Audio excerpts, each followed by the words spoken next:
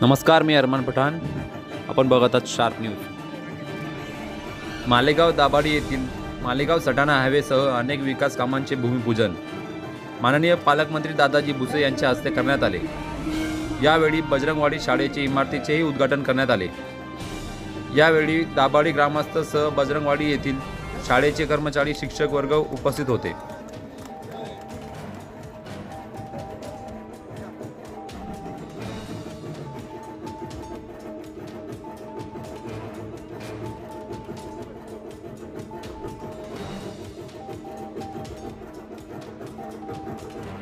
रक्कम 15,75,00,000 रुपये आणि कन्या शाळा त्याचं लोकार्पण, बजरंगवाडी जिल्हा परिषद शाळेचं लोकार्पण आदरणीय नामदार दादासाहेब भुसे साहेब यांच्या शुभ हस्ते आणि आपल्या सर्वांच्या प्रमुख उपस्थितीत आज संपन्न होत आहे. आपलं सर्वांचं ग्रामपंचायत दाभाडीच्या वतीनं मी सहर्ष स्वागत करतो. काही म्हणणं आहे सुभाष बाबा?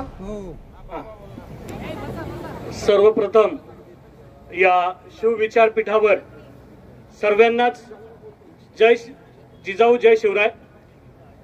नक्कीच छत्रपती शिवाजी महाराज नुसते डोक्यावर नाही तर डोक्यात घेण्याचा विचार हा या जिवंत संकल्पनेतनं आपल्या दाभाडीवासियांना या ठिकाणी घ्यायचा आहे आणि त्यासाठीची 2200 स्क्वेअर फूटची अभ्यासिका या ठिकाणी नामदार महोदयांच्या प्रयत्नात आपल्याला या ठिकाणी मिळालेले आहे.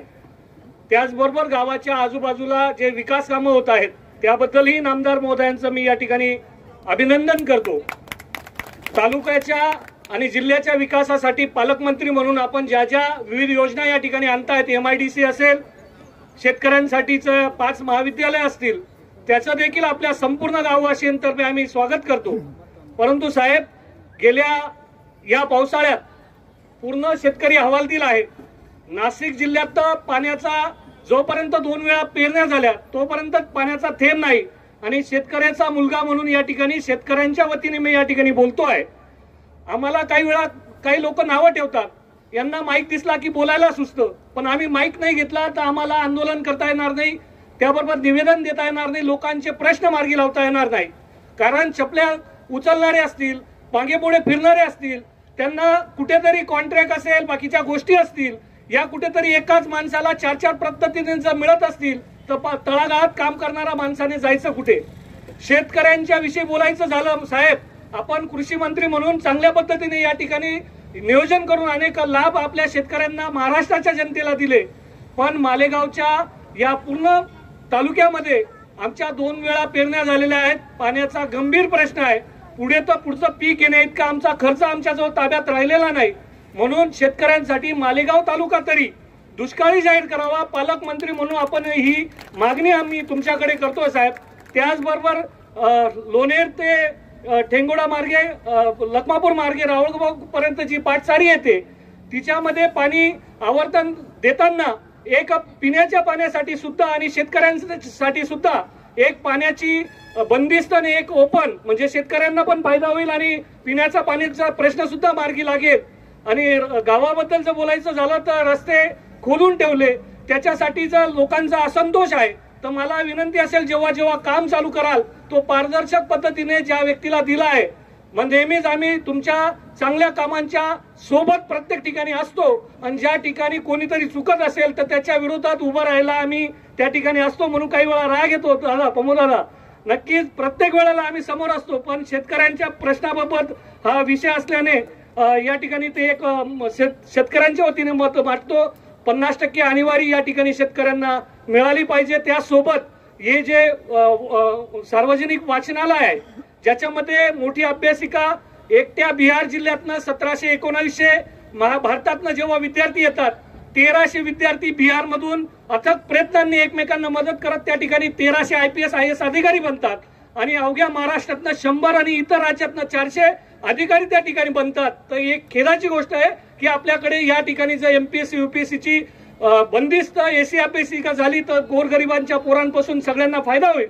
हा निधी तुटपून थोडा कमी आहे साहेब, याला अजून जास्त जर स्वरूप दिलं तर आम्हाला त्याचा चांगला फायदा होईल. याचबरोबर सुशोभीकरणाचा इथला विषय असेल त्याचाही एक प्रस्ताव सरपंच महोदय या ठिकाणी एकीने आम्ही गाव तुमच्या सोबत आहोत आणि पिण्याचा पाण्याचा प्रश्न 5व्या दिवशी जे पाणी आहे ते दुसऱ्या दिवशी कसं आम्हाला मिळेल हा एक प्रश्न या ठिकाणी मांडतो। चुकलं असेल तर माफी मागतो, पण नक्कीच आम्ही तुमच्या सोबत आणि जेव्हा भ्रष्टाचार किंवा काही लोक काही त्याच्यात कमतरता करत असतील तर आम्ही त्यांच्या विरोधात। धन्यवाद।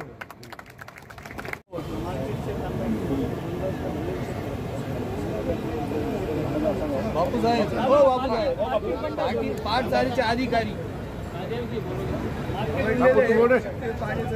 काय सांगा सारीचे अधिकारी हा मंडळीच्या मधला साहेब पीक विम्याबद्दल पण थोडस स्पष्टीकरण करा, कारण ते नाम जे आहेत ते काही शेतकऱ्यांना माहिती नाहीत। लोकांचे प्रश्न सोडवणार कसे? मग ज्या वेळेला आपण सत्तेत आहोत त्याच वेळेला आपण शेतकऱ्याच्या बांधावर गेलं पाहिजे, शेतकऱ्यांना त्याचे प्रश्न विचारले पाहिजे, त्याच्या समस्या विचारल्या पाहिजे। आणि साहेबांनी ते सांगितलं की मला खात्री आहे की त्यांच्या समस्याचं निरासन करण्याची जे त्याच्यावर जे उपाय आहेत तेही शेतकऱ्याकडे आहेत, तेही त्यांच्याकडून घ्या। आपल्याला काय उपाय करता येईल ते बी आपण घेऊ, परंतु शेतकऱ्यांनाही विचारा की आपल्याला त्या प्रश्नामध्ये काय काय करता येईल। आणि म्हणून त्या ठिकाणी साहेबांनी या पद्धतीचा आदेश आपल्याला दिला। आपण बघतो संवाद यात्रा कुठल्या पक्षाच्या चालू असते आपण नेहमी बघितलेलं आहे, आजपर्यंतचा इतिहास आहे। एकदा सत्ता गेली, विरोधी बाकावर माणसं बसली की ते बांधावर जातात। गेल्या 2 महिन्यापासून आपण बघितलं की विरोधी पक्षांच्या संवाद यात्रा चालू आहेत, परंतु खऱ्या अर्थाने याचं फलित काय? ज्या वेळेला 2.5 वर्ष त्या ठिकाणी आपल्या हातात सत्ता होती त्यावेळेला आपण स्वतःही घरी बसलात आणि कोणाला पाठवलंही नाही। ज्या वेळेला सत्ता होती, ज्या वेळेला आपण देऊ शकत होतो त्यावेळेला आपण आपल्या सहकाऱ्यांना, आपल्या मंत्र्यांना आपण त्यावेळेला लोकांच्या बांधावर पाठवायला पाहिजे होतं, ते आपण केलं नाही। आणि आता सत्ता गेल्यानंतर आपल्याला शहाणपण सुचतंय, आपण लोकांच्या बांधावर जाताय, लोकांना विचारताय की तुमच्या समस्या काय, परंतु विचारून आपण करता काय? त्यांना आपल्याकडे सत्ता राहिलेली नाही, परंतु फक्त राजकारणासाठी, विरोधात बॉम्ब मारण्यासाठी फक्त लोकांच्या बांधावर जाय। लोकांची प्रश्न यांना, लोकांच्या प्रश्नाविषयी यांना तळमळ नाहीयेत, यांना फक्त विरोध करण्यासाठी ही लोक बांधावर जातात। आणि म्हणून आदरणीय एकनाथरावजी शिंदे साहेबांनी त्या ठिकाणी सांगितलं की आपल्याला आता सत्ता आहे, आता गेलं पाहिजे, आता लोकांचे प्रश्न आपण सोडवले पाहिजे। कारण की एखाद्याचं घर जर जळत असेल तर त्याची राग बघायला आपल्याला जायचं नाही, तर त्याला ते वाचवता कसं येईल, त्याचा उपाययोजना कशा करता येईल यासाठी आपल्याला जायचंय। आणि म्हणून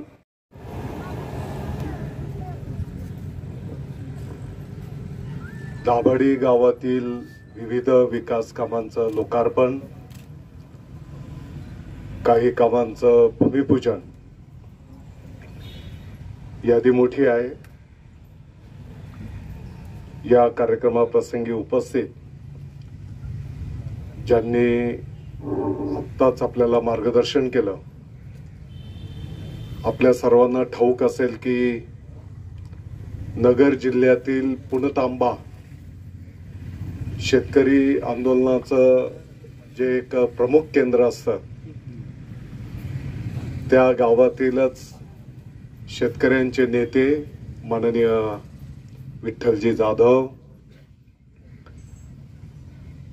या कार्यक्रमाचे अध्यक्ष माननीय सरपंच साहेब निकमजी, मंचावरील सर्व ज्येष्ठ नेते मंडळी, गावातील सर्व सन्माननीय, मोठ्या संख्येने उपस्थित असलेल्या माझ्या माता भगिनी, शिवसेनेचे सर्व सन्माननीय पदाधिकारी, उपस्थित बंधू आणि भगिनींनो,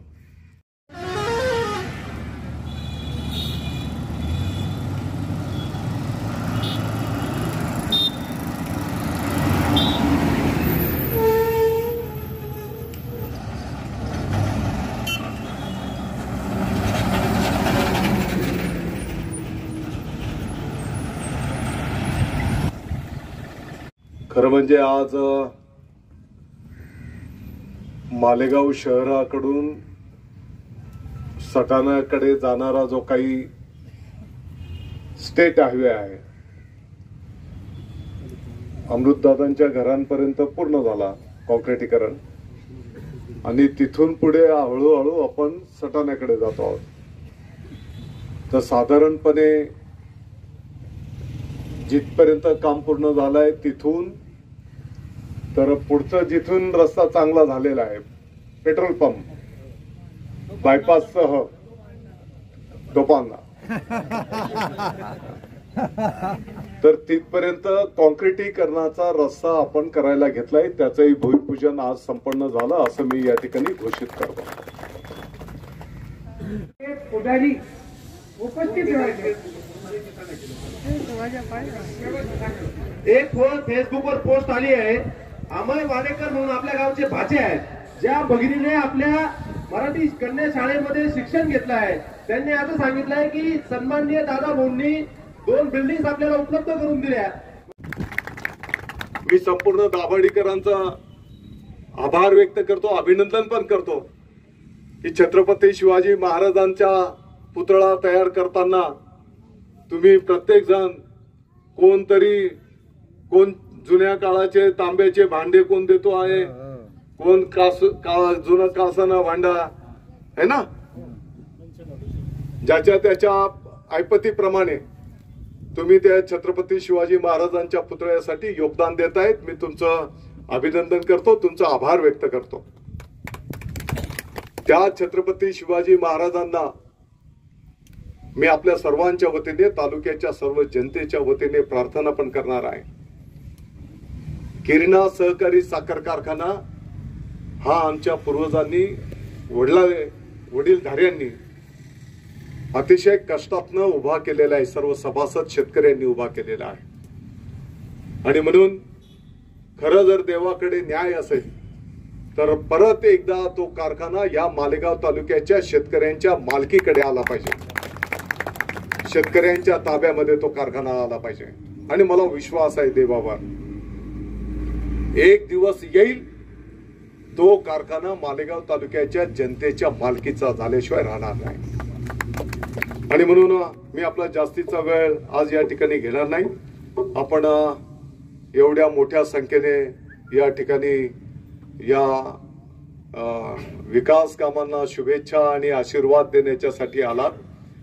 विकास काम संपन्न होत असताना त्याच्यावर आपलं पण लक्ष असू द्या.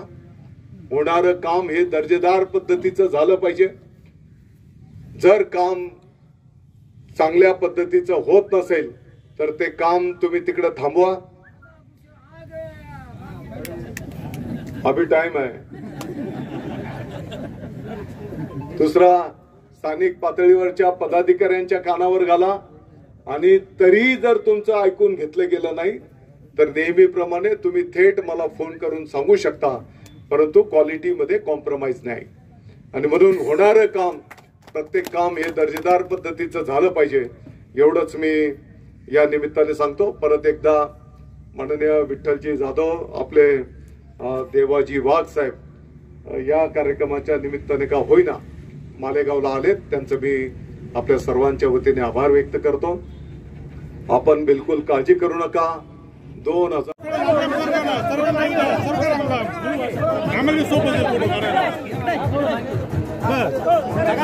मागे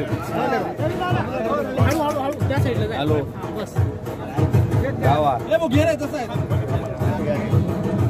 छत्रपती शिवाजी महाराज की जय.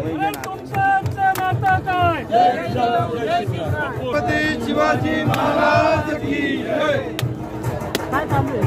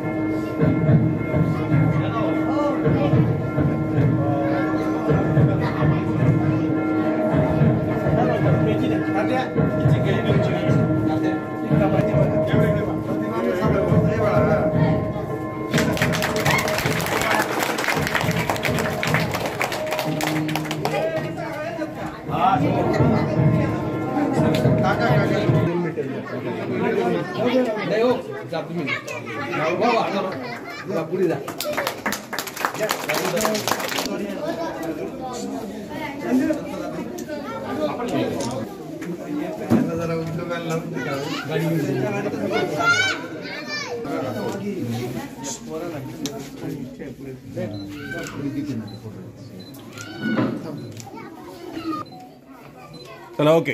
हां